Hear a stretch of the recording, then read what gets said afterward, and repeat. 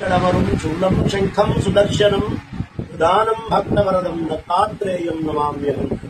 మనం ఒక మహత్తరమైనటువంటి క్షేత్రానికి వచ్చాము. ఇప్పుడు ఈ క్షేత్రం పేరు యతి తపోతల. ప్రస్తుతం దీన్ని ఎత్తిపోతల అని పిలుస్తున్నారు.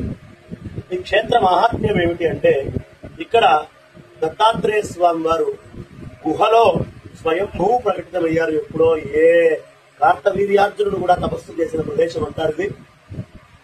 ఏ త్రేతాయుగంలో అయ్యారో లేదు కృతయుగంలో అయ్యారో స్వామి చెప్పలేము, కానీ ఇక్కడ స్వయంభూ అయ్యారు. ప్రపంచంలో ఎక్కడా లేనటువంటి దత్తక్షేత్రం ఇక్కడ ఉంటుంది.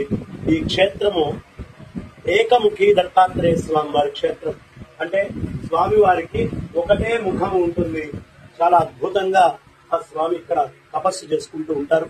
అదే విధంగా కింద అర్చామూర్తిగా స్వామివారు త్రిముఖాలతోటి మనకు కనిపిస్తారు. ఈ దత్తాత్రేయ స్వామి వారి యొక్క ప్రత్యేకత ఇంకొకటి ఉంది. మంత్రశాస్త్రంలో అమ్మవారి యొక్క శక్తి, అయ్యవారి యొక్క శక్తి ఏమిటి అంటే మధుమతి అమ్మవారు. ఆ మధుమతి సమేతమైనటువంటి దత్తాత్రేయ స్వామి వారి యొక్క క్షేత్రాన్ని ఈ ఒక్క చోటే చూస్తాం. ఇక్కడ చాలా విశేషంగా పూర్వం తుమ్మెదలు తిరుగుతూ ఉండేది.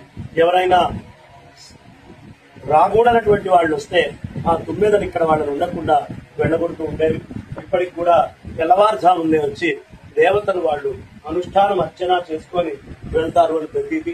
ఇక్కడి నుంచి లోపల ఒక అద్భుతమైనటువంటి గుహ ఉంటుంది.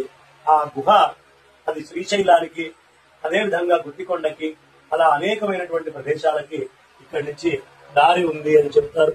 అదే విధంగా లోపల పరమేశ్వర క్షేత్రం ఉంటుంది.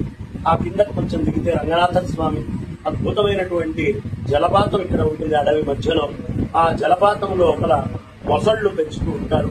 అదేవిధంగా ఆ జలపాతము త్రివేణి సంగమంగా 3 చోట్ల నీళ్లు. ఇలాంటి దత్తక్షేత్రం మళ్లీ ఇక్కడ దొరకడం అనేది దుర్లభం.